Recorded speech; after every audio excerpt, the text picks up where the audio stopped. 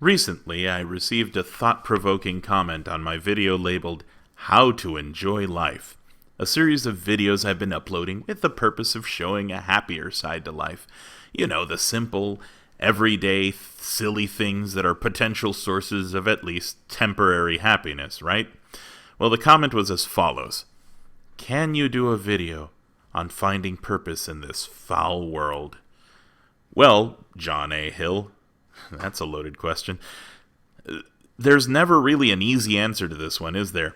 Life itself comes in so many different flavors and varieties and challenges presented to each that it's often easier to not even ask if life has meaning.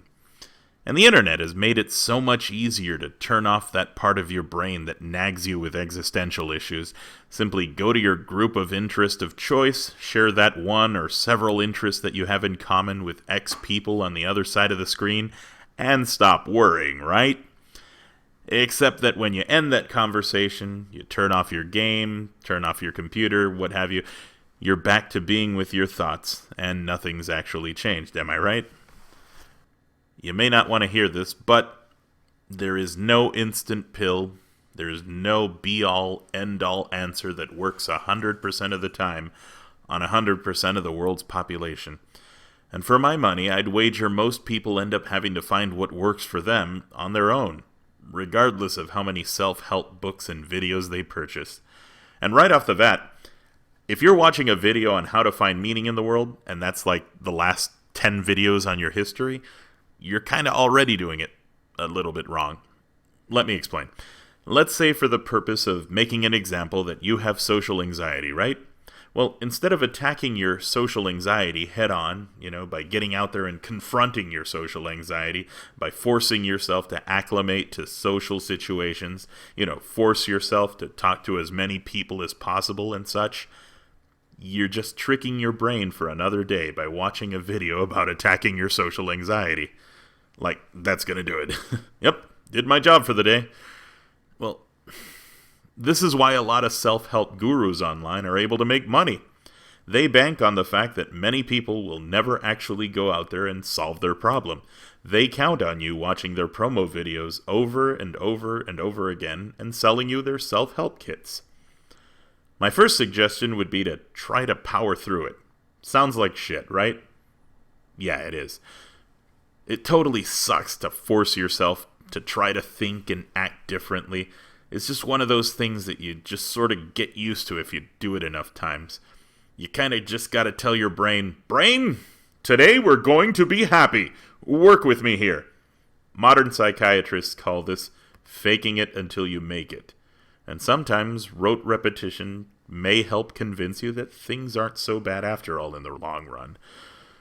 When we were kids, what was that one question you always heard from adults? What do you want to be when you grow up? It's the cruelest joke that was ever passed on from generation to generation, and it's part of why we are the way we are. We're taught from a young age that you can be anything in life if you just put your mind to it and work hard enough. We're conditioned to yearn for this phantom success picture in our minds rather than get out there and enjoy our short lives. So it's no wonder when we grow up that we can't help but feel miserable when we aren't quote-unquote successful.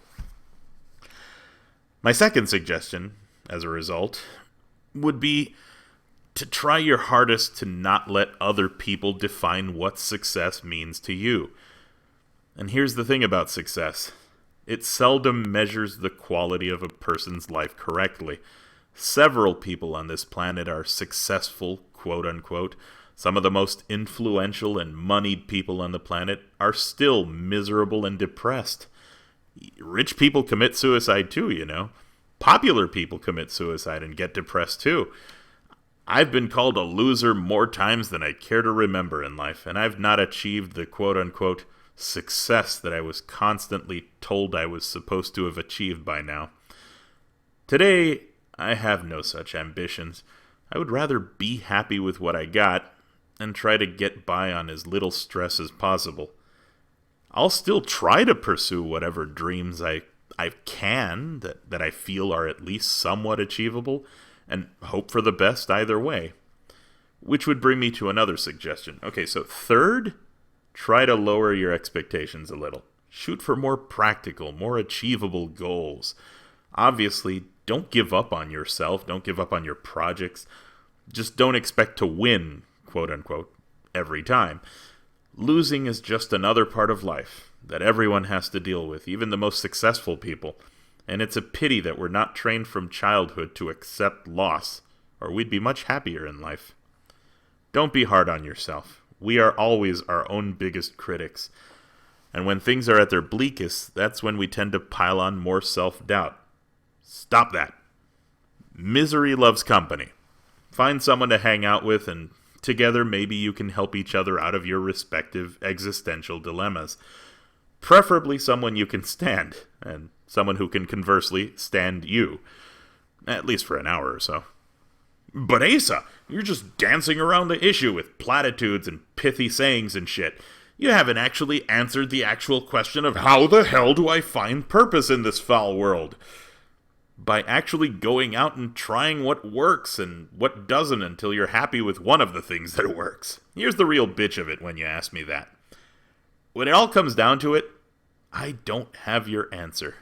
Sadly, I can only give you a sorta, well, this works for me type of deal.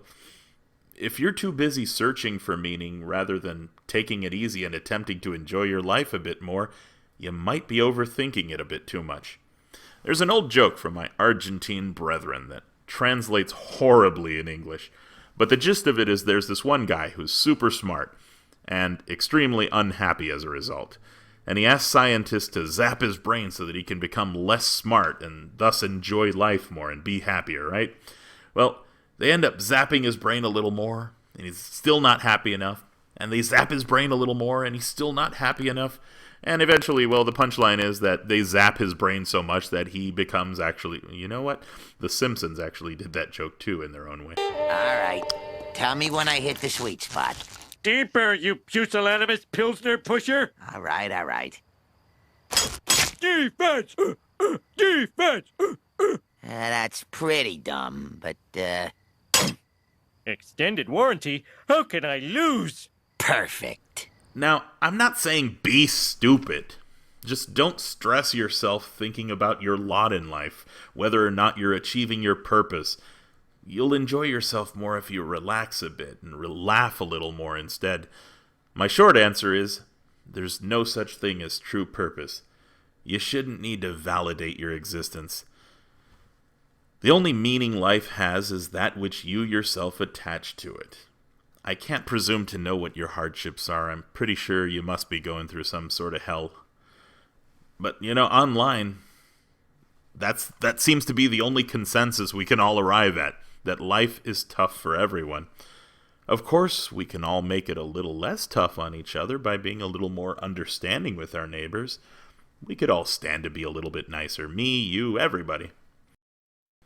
Now, my self-appointed purpose is my family. If it makes you feel any better. Eat. Salami.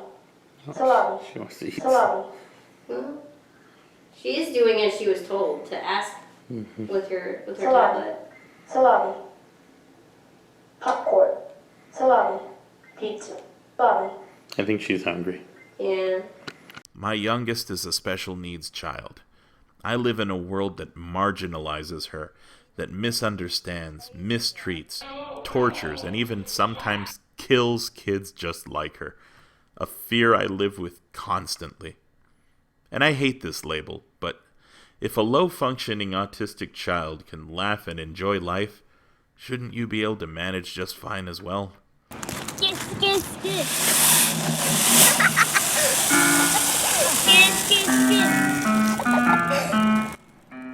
Seeing her genuine smile, knowing she's happy and content, making sure she always has reason to smile. I don't need much more purpose than that to keep going. And to that end, I'm going to continue singing, no matter if my audience thinks I'm no good, or if they think I'm the best they've ever heard. I hope your day gets better, dear viewers. Hope you can find your purpose in life. People are strange when you're a stranger. Faces look ugly when you're alone. Women seem wicked When you're unwanted, streets are uneven. When you're deaf, when you're strange, faces come out of the rain. When you're strange,